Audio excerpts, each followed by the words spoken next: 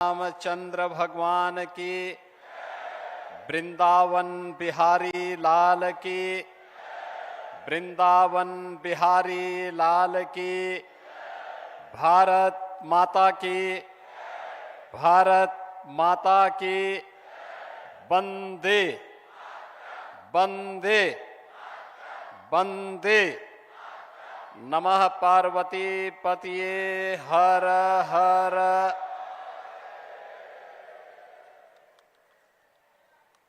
दिव्य गीता प्रेरणा महोत्सव जियो गीता के तत्वाधान में आयोजित आज के इस समारोह में मुख्य अतिथि के रूप में जिनका मार्गदर्शन अभी प्राप्त होने वाला है, दुनिया के सबसे बड़े स्वयंसेवी संगठन राष्ट्रीय स्वयंसेवक संघ के सरसंघ चालक परम श्रद्धेय डॉक्टर मोहन राव भागवत जी, संस्थापक जियो गीता पूज्य स्वामी ज्ञानानंद जी महाराज,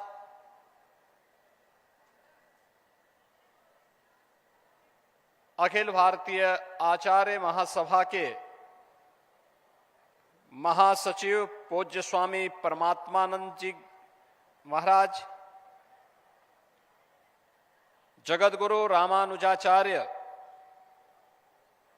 पूज्य स्वामी श्रीधराचार्य जी महाराज, जगतगुरु पूज्य स्वामी संतोषाचार्य सतवा बाबा जी, मंच पर उपस्थित पूज्य संतजन स्वामी धर्मेंद्र दास जी महाराज, स्वामी रामचंद्र दास जी महाराज, स्वामी शशिकांत दास जी महाराज, माननीय श्री रामलाल जी, राज्यसभा के माननीय सदस्य और उत्तर प्रदेश के पूर्व deputy CM doctor Dinesh Sharma ji, पूज्य संतजन और भारी संख्या में दिव्य गीता प्रेरणा महोत्सव के इस कार्यक्रम में उपस्थित सभी भगवत प्रेमी उत्साही बहन और भाइयों,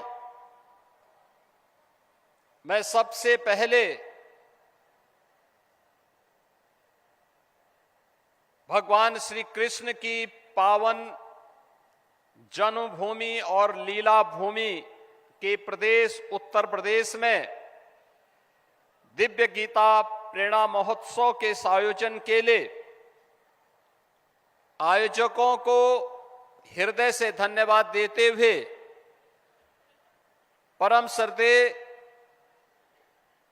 सरसंघ चालक जी का इस महोत्सव में हृदय से स्वागत करता हूं, उनका अभिनंदन करता हूं।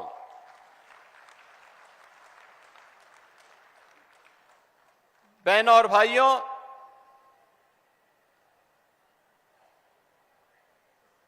दिव्य गीता प्रेरणा महोत्सव की जब हम बात करते हैं तो श्रीमद् भगवत गीता के 700 श्लोक, जिन्हें हर भारत का धर्मावलंबी सनातन धर्मावलंबी जीवन का मंत्र मान करके बड़ी पवित्रता के साथ, बड़े आदर भाव के साथ उन्हें आत्मसात करने का प्रयास करता है, वह हम सबके सामने 18 अध्यायों की 700 श्लोकों की श्रीमद् भगवत गीता हर सनातन धर्मावलंबी के सामने आती हुई और एक नई प्रेरणा देती हुई दिखाई देती है।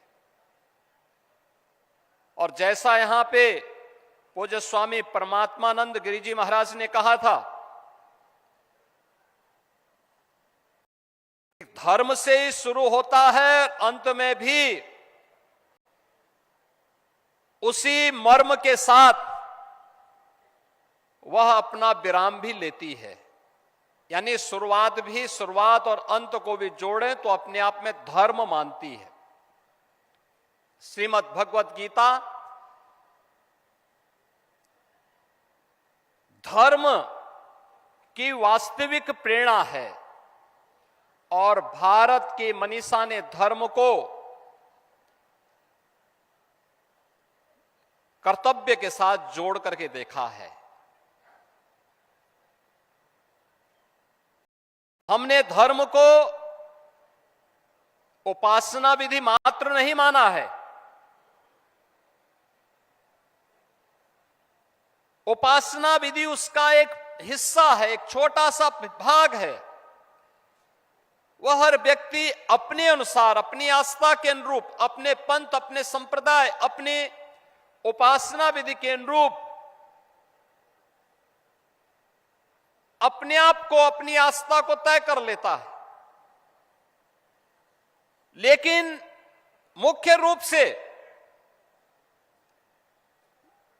धर्म हमारे यहां जीवन जीने की एक कला है और इसे ही हमने वे ऑफ लाइफ के रूप में कहा है।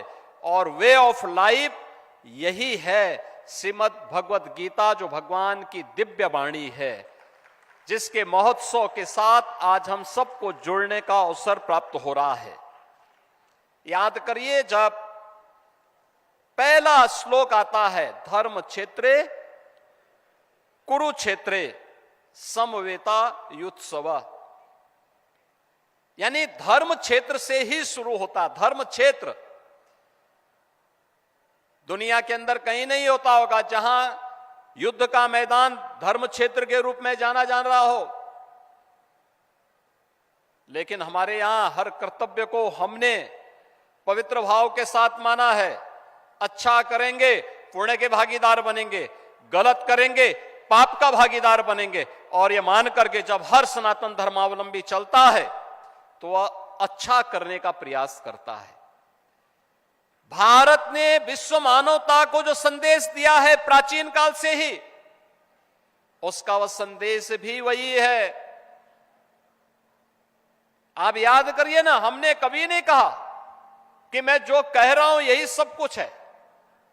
हमने कभी ये नहीं कहा कि हमारी उपासना विधि ही सर्वश्रेष्ठ है। हमने सब कुछ होते हुए भी कभी भी अपनी श्रेष्ठता का डंका नहीं पीटा। जो आया उसको शरण दिया, जिसके ऊपर विपत्ति आई उसके साथ खड़े हो गए, जिसके सामने कोई चुनौती आई उसकी चुनौती का सामना करने के लिए सनातन धर्मावलंबी उसके साथ सहयोग के लिए खड़ा हो गया। अन्याय नहीं होना चाहिए, जियो और जीने दो की प्रेरणा अगर किसी ने दी है तो अब भारत की भूमि ने दी है। अयम निज परोवेति गणना लघु चेत साम उदार चरितानाम, तो वसुधैव कुटुंबकम की प्रेरणा भारत की धरती ने दिया है, दुनिया ने नहीं दिया है। ये भारत की ही धरती देगी।